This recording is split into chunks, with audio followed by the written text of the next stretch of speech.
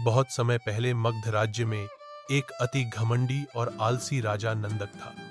वह अपने सुख और ऐश्वर्य में इतना मग्न था कि उसे न प्रजा की चिंता थी, न राज्य की व्यवस्था की। मंत्रियों की कोई बात वह नहीं सुनता था और अपने दरबार में केवल चापलूसों को ही स्थान देता था।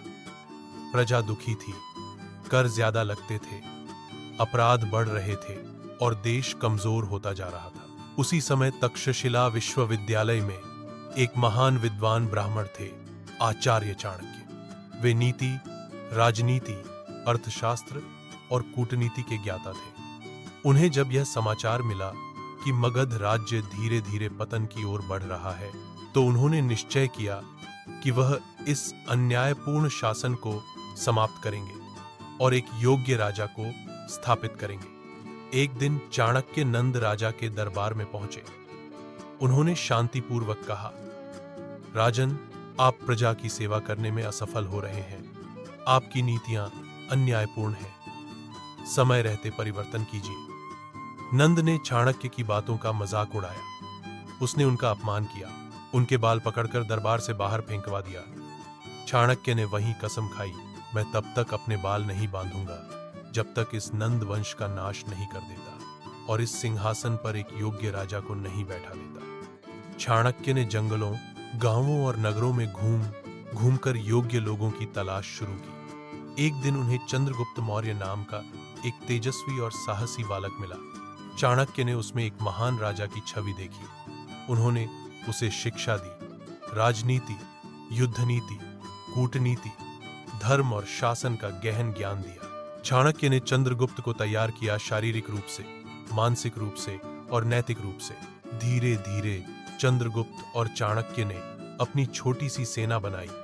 उन्होंने नंद साम्राज्य में छिपे असंतुष्ट राजाओं और सेनापतियों से संपर्क किया। चाणक्य की नीति के अनुसार उन्होंने पहले जनता का विश्वास जीता और फिर धीरे धीरे एक एक करके नंद के गढ़ों को तोड़ना शुरू किया।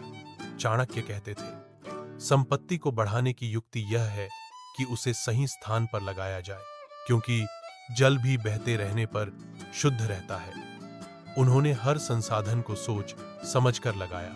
एक दिन चंद्रगुप्त की सेना ने नंद की राजधानी पाटलिपुत्र को घेर लिया। नंद घबराया, उसके सेनापति भागने लगे और कुछ ही दिनों में मगध का शासन नंद से छिन गया। चाणक्य ने चंद्रगुप्त को राजा घोषित किया। पूरे राज्य में आनंद छा गया।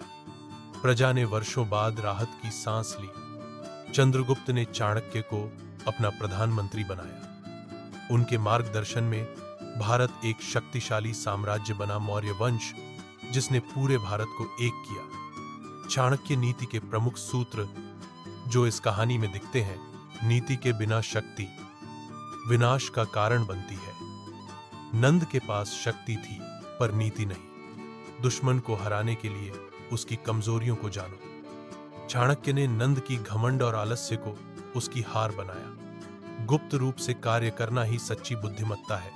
चाणक्य ने रणनीति से पहले जनमत और समर्थन जुटाया। विद्या सबसे बड़ी संपत्ति है जो हर परिस्थिति में सहायक होती है। चंद्रगुप्त को योग्य बनाकर उन्होंने सत्ता परिवर्तन किया। केवल शक्ति नहीं, सद्गुणों से ही सच्चा राजा बनता है। चंद्रगुप्त नीति, धर्म और प्रजा के कल्याण में विश्वास रखता था।